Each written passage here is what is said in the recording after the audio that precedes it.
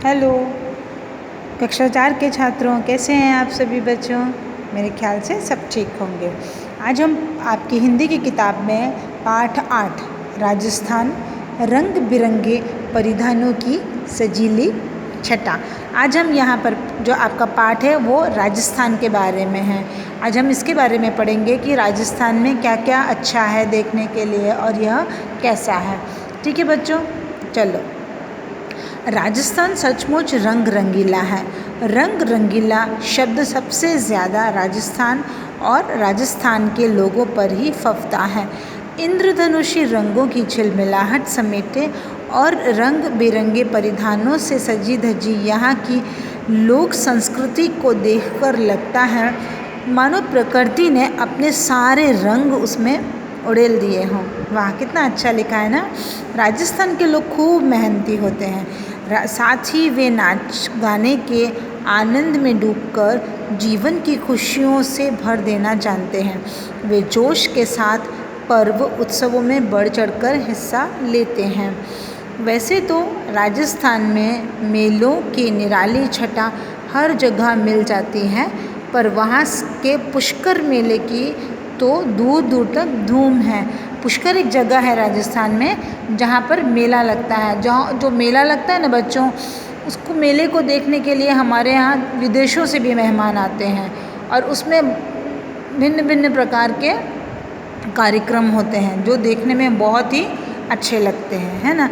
पुष्कर को तीर्थराज भी कहा जाता है। पुष्कर एक तीर्थ स्थान है। यहाँ ब्रह्मा जी का मंदिर है। यहाँ बहुत बड़ा मेला लगता है। देश विदेश से हजारों पर्यटक हर साल इस मेले को देखने आते हैं।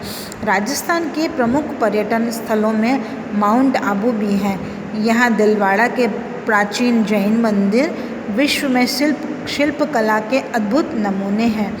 यहाँ पत्थर पर इतनी महीन नक्काशी की गई है कि आंखें वहीं अटक कर रह जाती हैं। महीन मतलब बहुत ही बारीक, एकदम छोटी छोटी की गई है। राजस्थान की धरती वीरता, ओज और हुंकार की धरती है। राणा सांगा और महाराणा प्रताप की धरती जयमल और फत्ता जैसे महान वीरों और पद्मिनी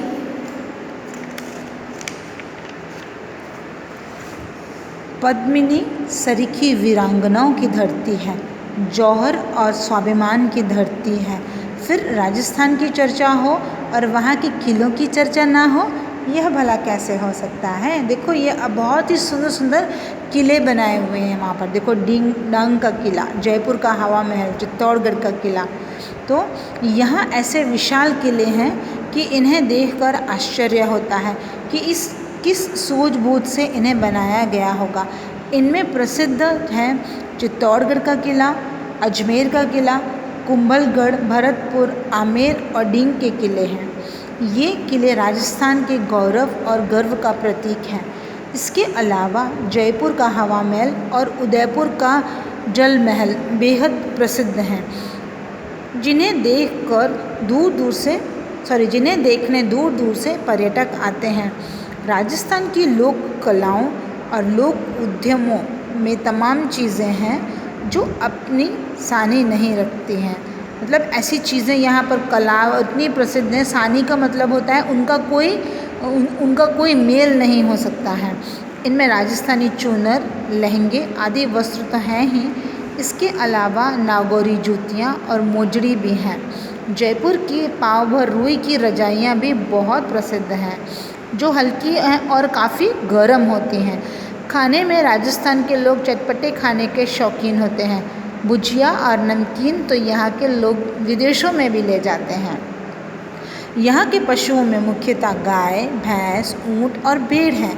ऊँट यहाँ के देहात की मुख्य सवारी है। आपने सुना होगा ना, डेजर्ट होता है ना, कैमल को क्या बोलते हैं, कैमल को क्या बोलते हैं, मतलब ऊँट को क्या बोलते हैं, राजस्थान के सवारी, है ना। अच्छा चलो आगे पढ़ते हैं बच्चों हम लोग।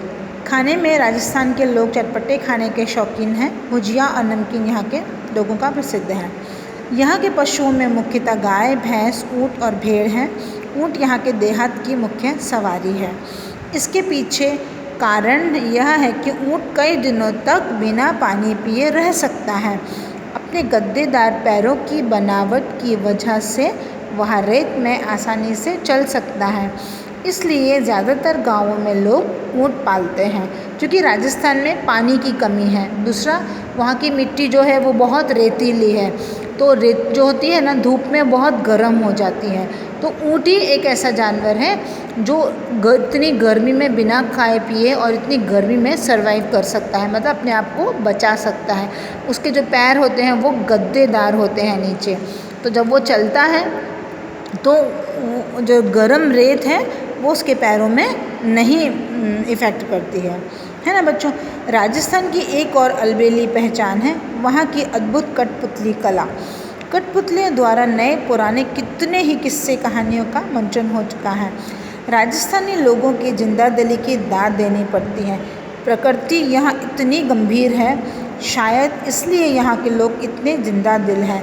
लोक नृत्य और लोक संगीत यहाँ के जीवन में रचा बसा है। फिर मीरा की इस पावन भूमि में भक्ति की रसधारा भी निरंतर बहती है। बच्चों आप बाद में पढ़ोगे कि मीराबाई थी एक, तो वो राजस्थान की ही थी।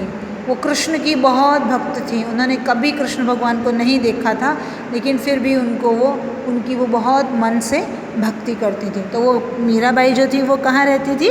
यहाँ की थी, राजस्थान की थी। शाम के समय फुर्सत में सुर छेड़ना यहाँ के लोगों को प्रिय है।